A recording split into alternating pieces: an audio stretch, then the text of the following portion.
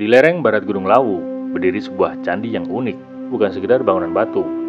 Ia adalah teka-teki warisan sekaligus peringatan bahwa tidak semua yang tercatat benar dan tidak semua yang dianggap salah sepenuhnya keliru. Dalam narasi resmi, kita selalu sering melupakan bahwa salah tafsir juga diwariskan. Bentuknya menyerupai piramida, gaya arsiteknya mengingatkan pada kuil-kuil kuno di tanah yang sangat jauh, yaitu suku Aztec di Amerika Tengah. Tapi benarkah ada keterhubungannya?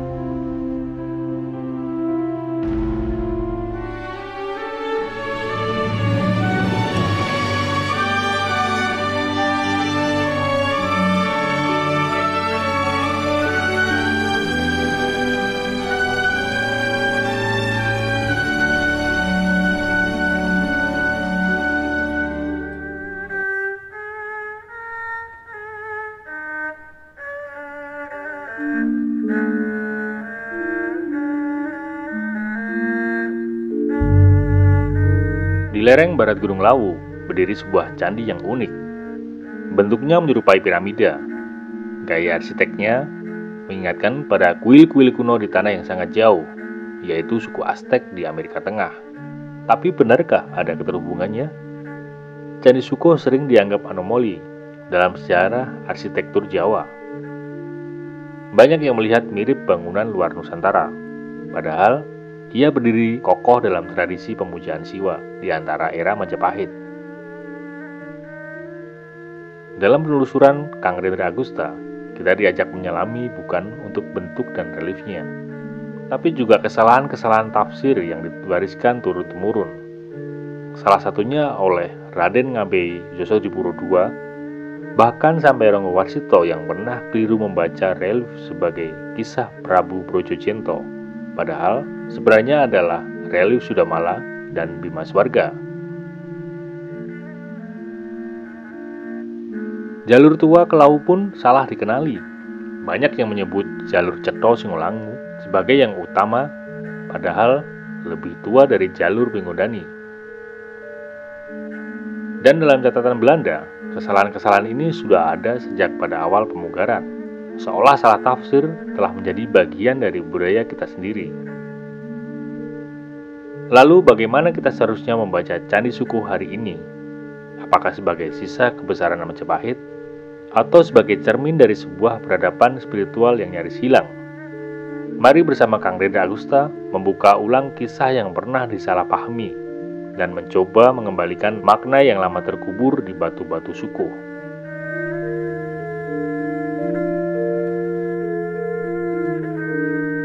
Apakah Candi Suko terkait dengan suku Maya dan Aztec? Wah, kita harus melempati ini Samudra Pasifik. Samudra Pasifik gitu ya. Jawabannya sudah teman-teman sudah tahu lah, apalagi yang guru-guru sejarah begitu. Jawabannya tidak, teman-teman. Jadi ada mungkin kemiripan yang membuat bukit itu, tapi secara kosmologis sangat berbeda, karena bagian-bagian tertentu dari Candi Suko itu sangat dekat dengan pemujaan Siwa gitu ya. Lanjut. Nah, ada fun fact bahwa salah pembacaan itu biasa dan dilakukan oleh pujangga Jawa. Raden Ngabei Yosodipuro II ini pernah salah moco, gitu. Pernah salah tafsir. Jadi kalau teman-teman salah tafsir itu Aztec ya biasa. Itu kebudayaan kita gitu. Kebudayaan kita. Silakan menerjemahkan dan menembangkan Mas apa lagi? Singson banget. Torek jelas iso gitu. Torek, ayo rek terjemahkan rek. Gunung Tiling di kakinya itu. Oh, Tembing. tembing apa tembing? Tembing itu tepian ya. Tembing kawah. Tembing kawah palirangan tumurun ning Gunung Anak mring Ardi Supuh miang tambak. Jadi sebenarnya ini adalah jadi kalau teman-teman membayangkan perjalanannya itu dari puncak Tiling dulu, dari puncak. Kalau yang teman-teman pernah naik ke Gunung Lawu, di puncak Gunung Lawu itu seberangnya ada Gunung Tower. Oh, puncak Tower itu, Mas? Puncak Tower, itu namanya Gunung Tiling. Nah, itu turun, kemudian lewat kawah lirang, kemudian sampai ke Gunung Anak, terus ke Ardi Suko dan Tambak. Itu jalur pendakian Tambak hari ini bukan, Mas? Enggak, Oh enggak. berbeda. Iya. Jadi itu, nah itu fun fact yang lain bahwa kalau ada branding Cetho Singolangu sebagai jalur tertua Lawu itu juga hoax. Oke. Jadi yang lebih tua sebenarnya adalah jalur Pringgodani. Oh jalur pertapaan itu. Ini pertapaan ke kiri nanti tembus ke Cokrosoryo gitu. Nah, Raden Ngabeyasa Dipuro II itu pernah mengira bahwa reliefnya itu bercerita Prabu Brojodento. Ini kan jelas miss ya. Jadi bahwa relief itu sekarang kan kita tahu itu adalah relief Sudamala, relief Bima Swarga gitu ya, bukan relief Dewa Ruci. Kita perlu luruskan juga itu bukan relief Dewa Ruci gitu ya. Tapi itu relief Bima Swarga. Ada lontarnya yang mengkonfirmasi itu. Jadi ada banyak ukir-ukiran yang dikira oleh Pak Raden Ngabeyasa Dipuro, bahkan sampai dengan Ronggo Warsito pada waktu ini dibongkar pertama kali. Ronggo Warsito di catatannya Van der Plis itu juga salah menafsir cerita gitu. Nah kita kalau salah tafsir tadi suku Aztec ya budaya kita historis.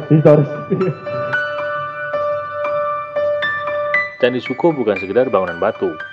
Ia adalah teka-teki warisan sekaligus peringatan bahwa tidak semua yang tercatat benar dan tidak semua yang dianggap salah sepenuhnya keliru. Dalam narasi resmi, kita selalu sering melupakan bahwa salah tafsir juga diwariskan dari Yosodipuro ke Ronggo Warsito hingga ke buku-buku pelajaran hari ini.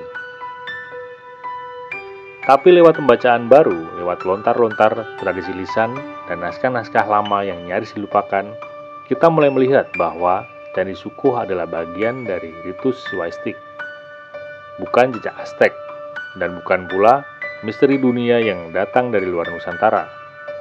Kita hanya butuh keberanian untuk membaca ulang dengan hati-hati dan rendah hati. Kang Rindra Agusta telah membuka pintu untuk itu, bahwa sejarah bisa salah, tapi kita punya pilihan untuk membacanya kembali dengan benar.